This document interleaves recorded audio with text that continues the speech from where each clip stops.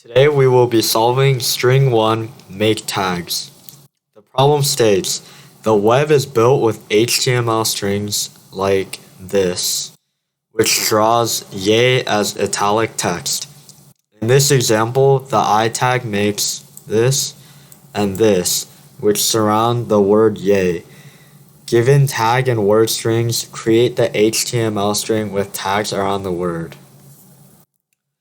We can start by returning this character plus the tag plus the ending character plus your word plus this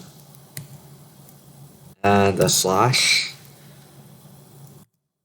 plus the tag again, and then we can end it with this. It should be all the answers.